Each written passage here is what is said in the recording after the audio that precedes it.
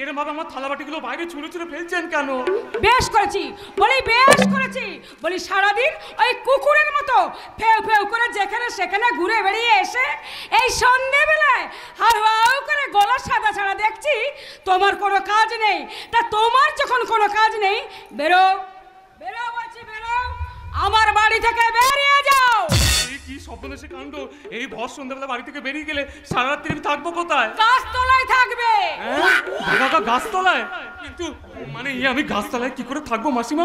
আমার যে বড় ভূতের ভয়। থামো, তোমার মতো আস্ত ভূতকে দেখলে ওই ভূতেরাই ভয় পায়।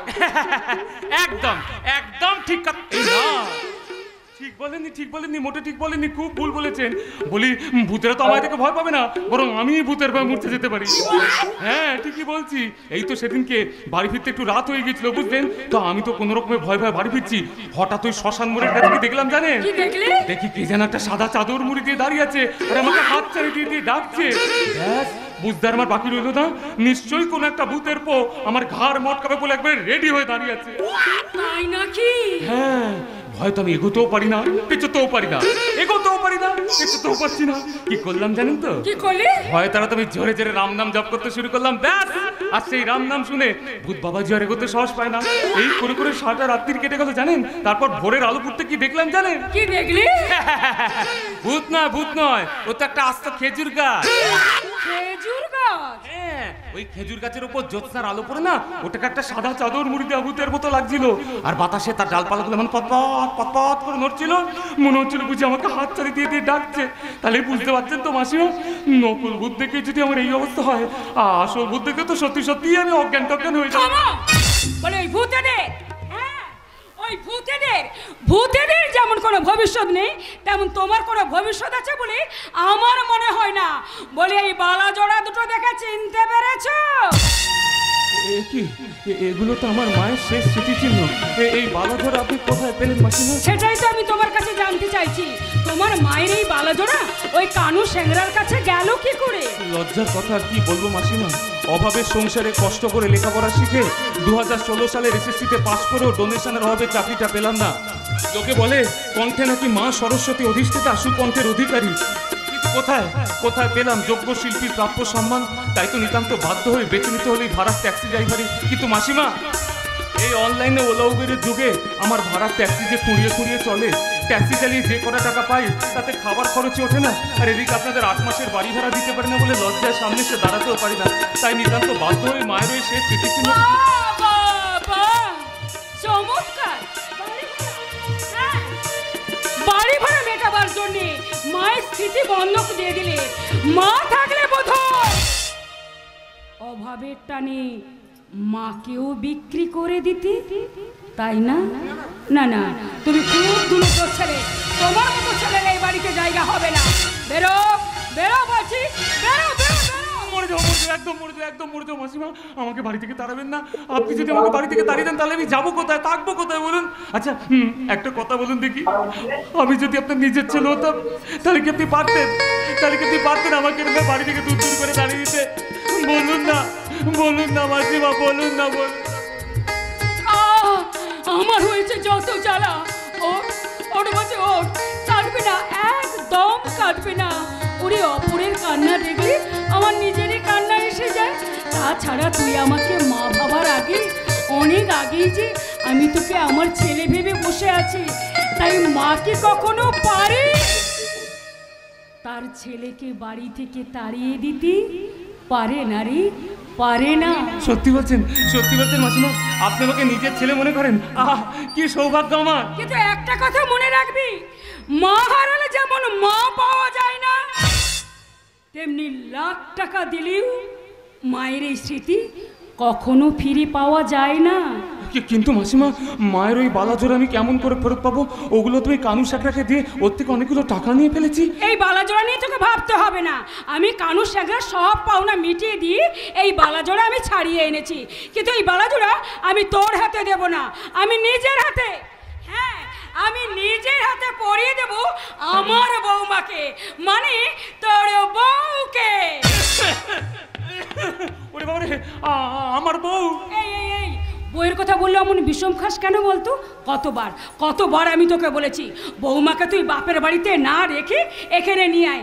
এই শোন, এবারে যদি তুই না আনিস না তাহলে সত্যি সত্যি এ বাড়ি থেকে তাড়িয়ে দেবো। এই মেরেছে, এ তো মহা কেলোকাণ্ড হয়ে যাবে। আরে বাবা, বউ কোথায় পাবো? আমি তো বিয়েই করিনি। বাড়ি ভাড়া দেওয়ার ব্যাপারে এনাদের শর্ত ছিল যে কেবলমাত্র বিবাহিত পুরুষদেরই বাড়ি ভাড়া দেওয়া হবে। তখন তো আমি নিজেকে মিথ্যে করে বিবাহিত বলে পরিচয় দিয়ে বাড়ি ভাড়া নিয়েছি। এখন যদি এরা জানতে পারে আমি একটা অবিবাহিত চিরকুমার দামরা যুবক, এরা বোধহয় আমাকেই এখান থেকে ঝাঁটাপেটা করে বের কি করে। ভাবছিস রে বাবা প্রতীক? ও একটা ঘরে তোদের কুলোবে না, এই তো? এই না। আরে না না না না, এ নিয়ে তোকে একদম ভাবতে হবে না।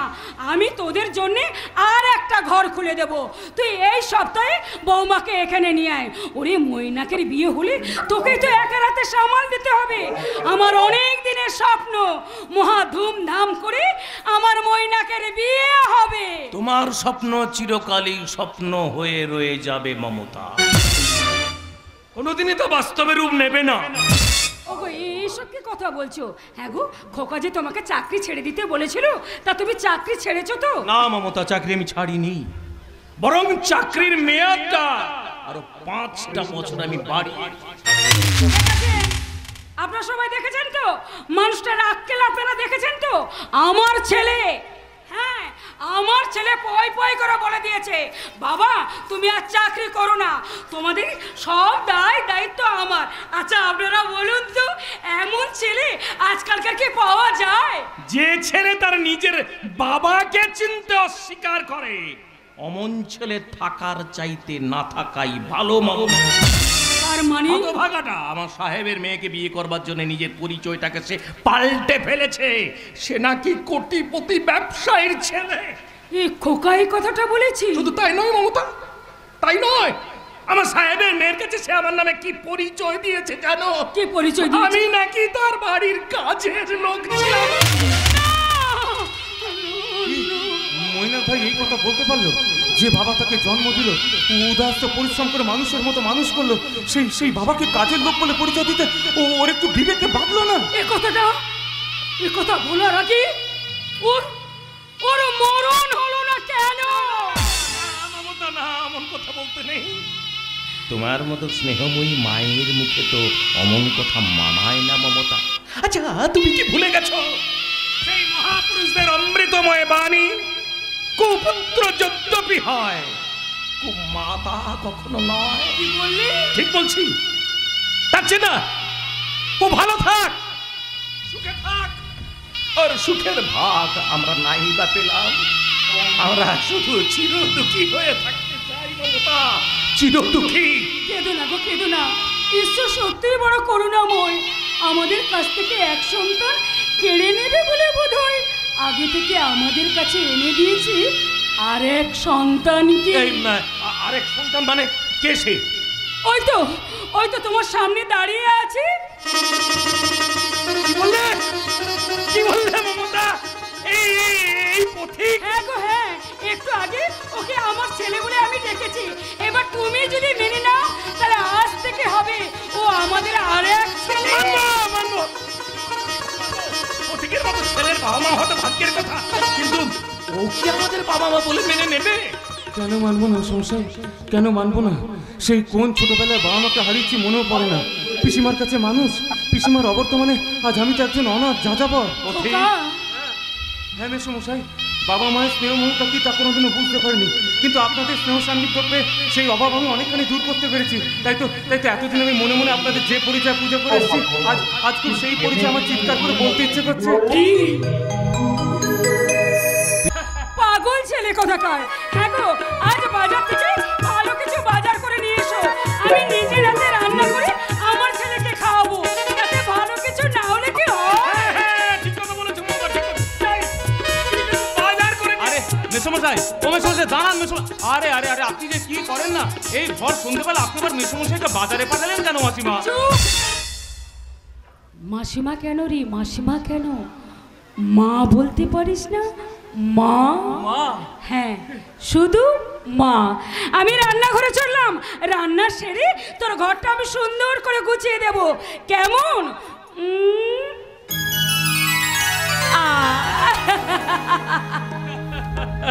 সত্যি সত্যি বড় অদ্ভুত মানুষ দুটো। নিজের সন্তান পর হওয়ার দুঃখ ভুলতে ওনারা আমাকে নিজের সন্তান বানিয়ে সুখী হওয়ার চেষ্টা করছেন। হে ঈশ্বর, ওনাদের এই সুখটুকু তুমি কেড়ে নিও না ঈশ্বর, ওনাদের এই সুখটুকু তুমি কেড়ে নিও না ঈশ্বর। ওনারা ওনারা তো আমাকে খুব এই আমাকে বাঁচান, আমাকে এই বাঁচাবো করে কি আপনি এখানে ঢুকলেন কি করে? বাবু, জীবন বাঁচাতে একটা গুন্ডা আমায় মারবে বলে আমাকে তাড়া করছে।